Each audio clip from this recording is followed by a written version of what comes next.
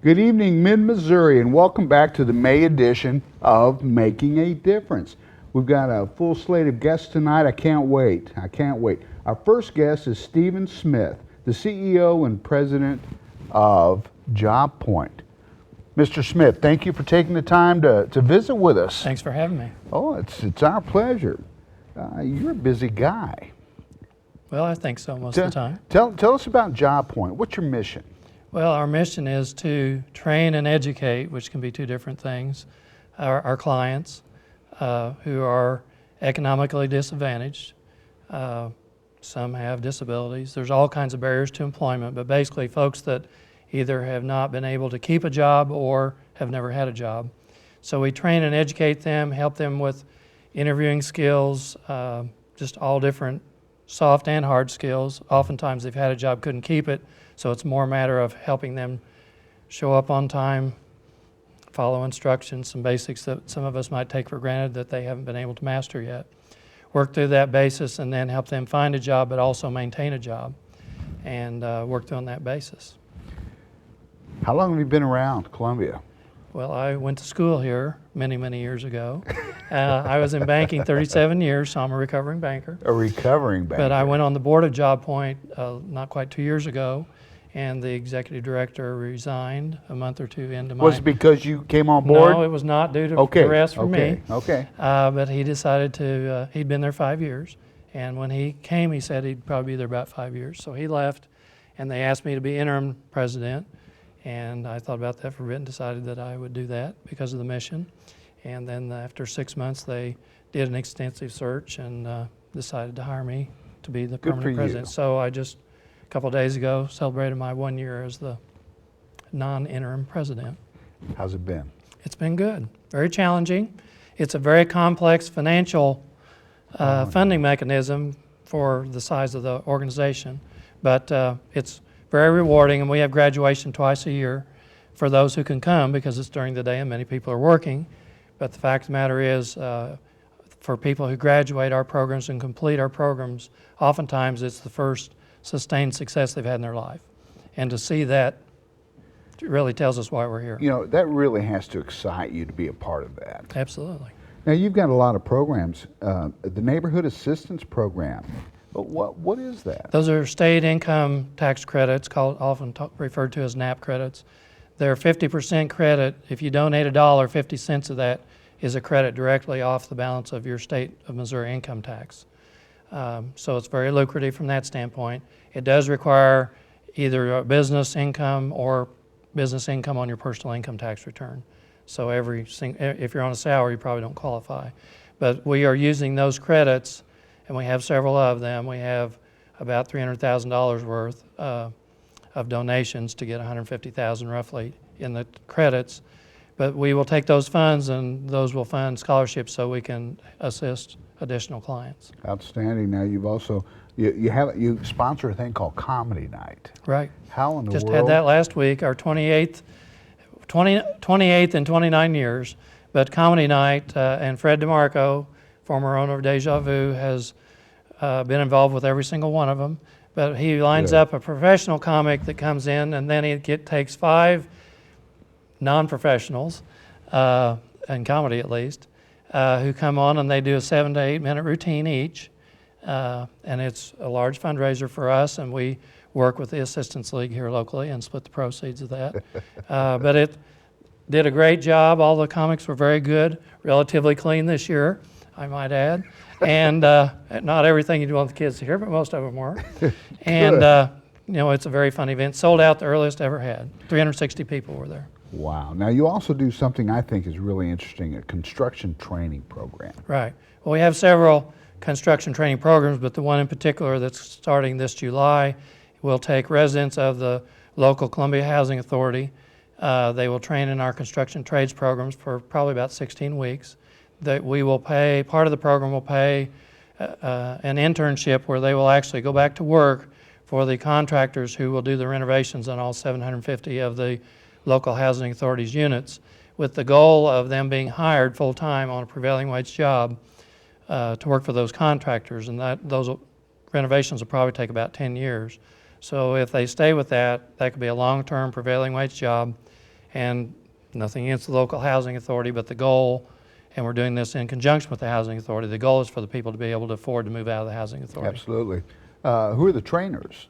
Well, it's our staff. We currently have construction trades programs where we train folks, and combined with a youth build program that we have, another program, we build 2 to 3 houses a year. We just finished 2 on Lynn Street across from Oak Towers, 3-bedroom, 2-bath home. Every other day in the youth build program, 1 day's in class, again learning soft skills and working on safety and OSHA 10 and CPR training and all those basic skills. Then every other day they are actually on the work site building the home. And they do everything involved with the home except for drywall and plumbing. And our HVAC class, which is a separate class, does all the heating, ventilation, and air conditioning. About 15 seconds. Tell us about your veterans programs. Well, a year ago we were able to work with the local VA and the state vocational rehab, where we train veterans in many of our programs, and we've graduated 7 or 8 already in this year. Come back and see us, please. Thank you very much. Anytime. We'd sure like to know how your program goes in July. Thank you very much. Appreciate it. Thanks for coming.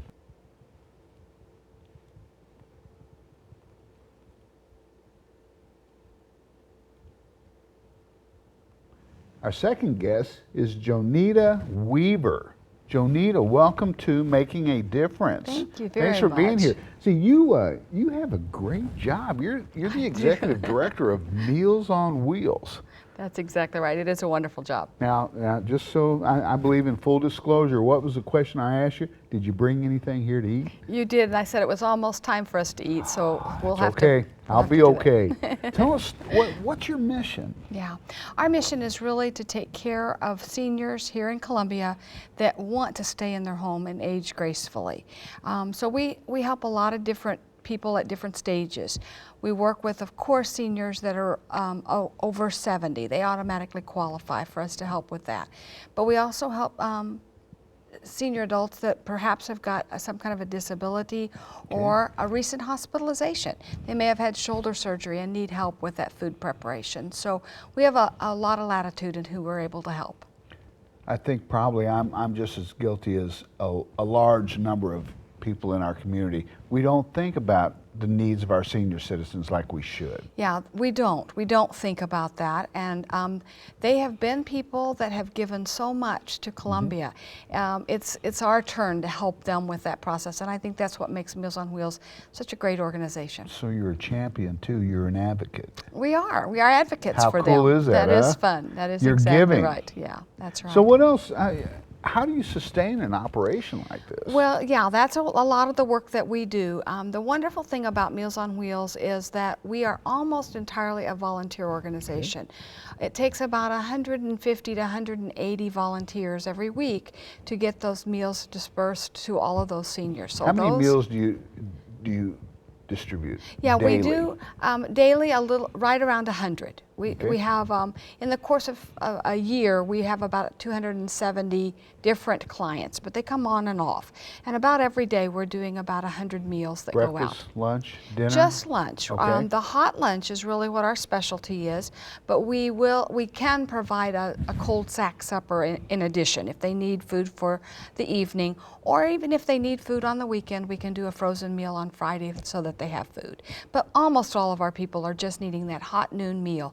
The great thing about that is that they're getting a hot meal, but they're also getting human contact. Some of our people are not seeing anybody, but they get to visit with our volunteers, and those volunteers fall in love with our clients. So they really do become very personally involved with them and can say, how you feeling today? How is everything? And they get to hear. That's huge. So it's huge. It is. So do you rotate volunteers a lot? I mean, are you always in search of quality individuals that we are always help in you? need of volunteers because our volunteers come in and out. What we do is we ask our volunteers to volunteer and drive 1 day a week. Which is not, we want them to be able to do all the things that they do. But 1 day a week, we ask them to come, and we say it's an hour. Sometimes it's a little bit longer than that. But they come every day, and then they have that same group of people that they go and take their food to. So they get to know them, and that's what we really like. So yeah, I'm always needing volunteers. You're a 501c3. We are. So you rely heavily on donations? Yes, we do. We are a unique nonprofit in that we do not have any state or federal funding. So all of Get our outta funding, here. no, That's all of our funding impossible. comes right here from here in Columbia.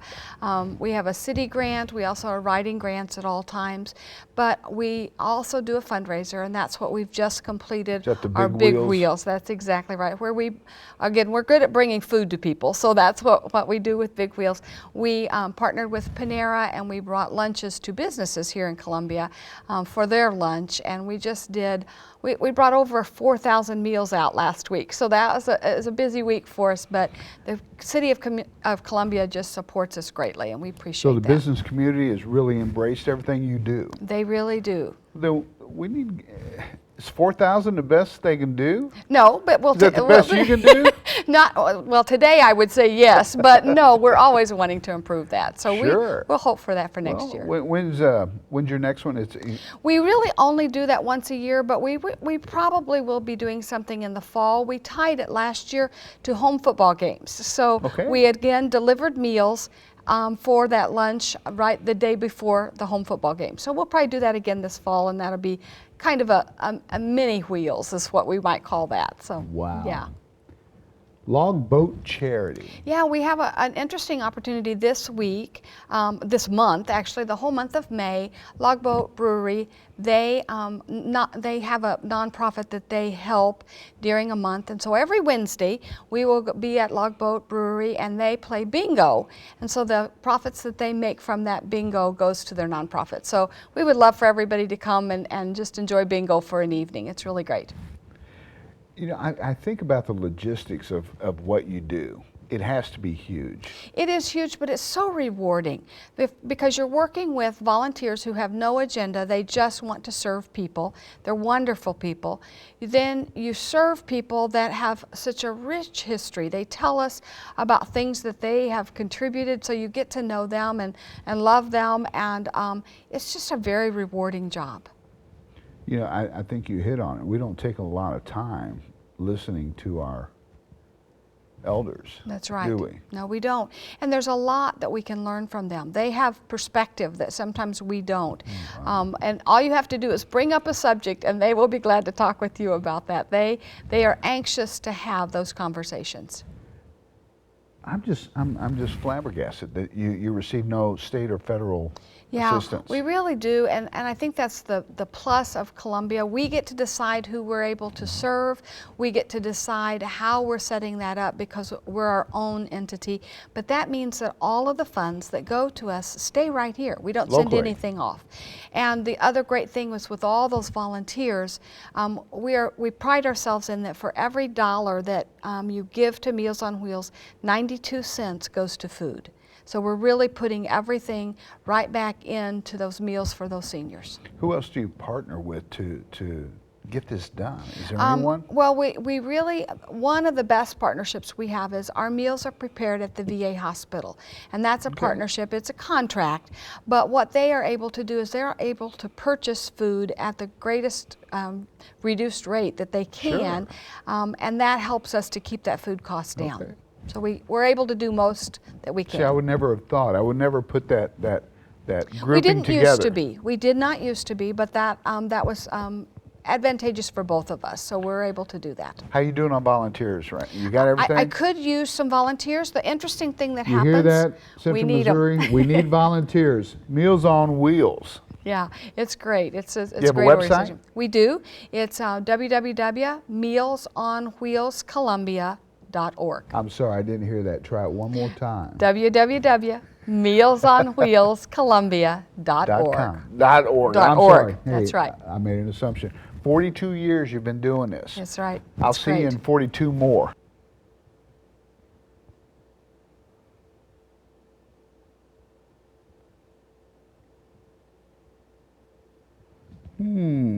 Hot summer nights. I'm sorry. Welcome back to the third segment of Making a Difference. Our guest is Jane Whitesides, the Executive Director of the Missouri Symphony. Thank you so much for being here. Thank you for asking me. Tell me, how how did you get involved with this? What a great job. It is a great job, and I just lucked into it, and it is a No, great job. you didn't. And I love the people I work with. Working with Kirk Trevor, who is our maestro, is just really a surprise every day. He's so creative, and he's really pretty amazing with the kids in our conservatory. So, For some reason, I'm not buying that you just lucked into it. You bring a lot to the table, Jane. You guys have an education wing of we do. The It's conservatory. the Missouri Symphony Society Conservatory.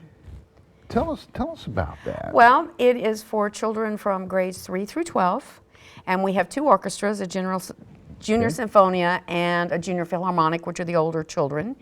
We also have a choir, a treble choir, which is younger children's voices.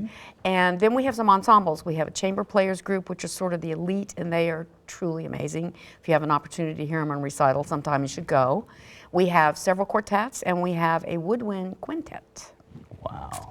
Now, all local talent. Yes.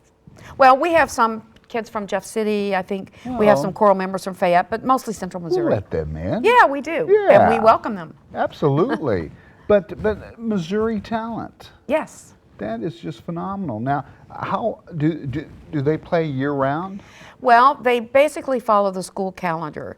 Okay. The conservatory has three main, they have a fall, winter, and spring concert. So that's all of the, about 120 of the orchestra and the choir. And then they do some performing around town. The chamber players have their own recital series where they do two per year.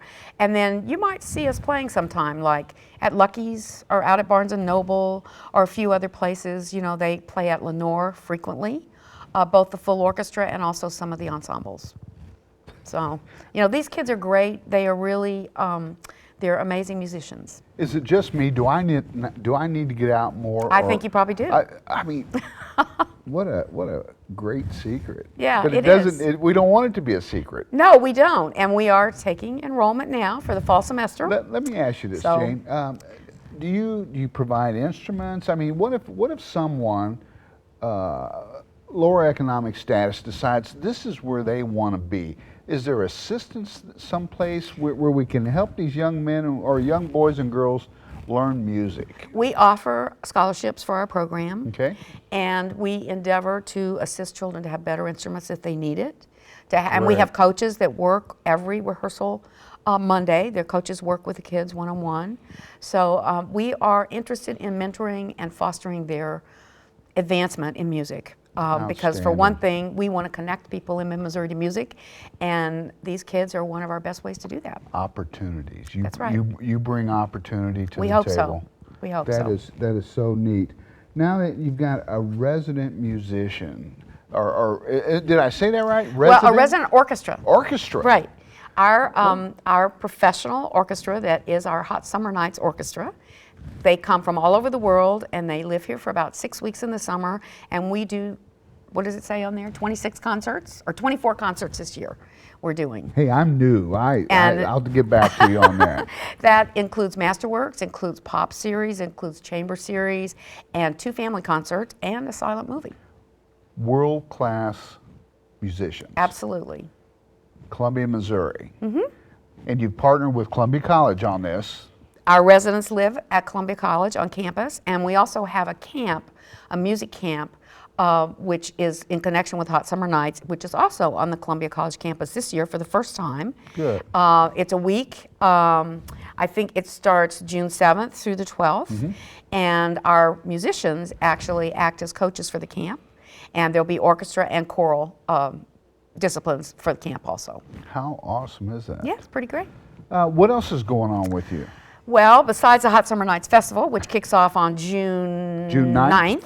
Through July 16th. That's right. And we do some, besides our regular ticketed events, even though the family concerts are free this year, it's the first time we've done that. We're very excited about that. But we also do some community ones, like we'll be out at Stevens Lake with Parks and Rec. We'll be Oh, at that'll Shelter be neat. Gardens. We go down to the lake for a concert. We'll be, I think, at one of the senior centers. We do a program at the library. So we're around town during this How do time. we find out where you're going to be and what dates? Well, you can go to our website, Okay. and it has all the concerts listed there. If you want to buy tickets, you can go to the Missouri Theater box office, and it also has all the ticketed concerts there, and you can buy tickets there. And you can always call us. That's a novel Yeah, idea. we're happy to talk to you about it. We'd So love to talk about your it. website is www.mo. MoSymphonySociety.org. Okay, great. You've got so much going on. You've got a radio hour. We do. That's something brand new. How's it going? Well, it's going great. I think we're doing our third or fourth performance this week. Every Tuesday night at 6 o'clock at 90.5, which is the new classical station connected with KBIA, we have the Missouri Symphony Radio Hour. And it includes the concert, Hot Summer Nights concerts that we've edited. And there's an intermission where we interview, like I think this week they're interviewing the Emerald Quartet, which is one of our conservatory quartets. But Kirk has been interviewed. We've had some other performers interviewed. I think Mr. Vianello, who started this organization, is going to be one of the interviews. So Hot Summer Nights, 2016, it starts, what, June 9th? Mm-hmm. Goes to July 16th, 24 concerts in 38 days. Mm-hmm. What's the charge to get into the concerts? Well, they vary. Most of the Pops and the Masterworks concerts are $31 to $33. The chamber players, I think, are like $13. And like I said, the family concerts are free this year. The movie, I think, which is Poor Little Rich Girl, it's a silent movie, is, I think, also $13. How cool is So, that? very cool. Listen, come back and see us. I'd will love ya? to. Bring some of, let's bring some of the kids. I'd like to. I'd Would you? really like to do that. They would love to come and play, too. Wouldn't that be We'd like to awesome? do that. Yes, Let's do very it. much so. Let's figure out how to do it. Okay, Jane, thank you. so much. Well, thank you for having Come me. back and see us, and the best of luck this summer. Okay, and I expect to see you at some of those concerts. I'll be there. Okay. I'll be there. I love this stuff. All This right. is great. Thank you.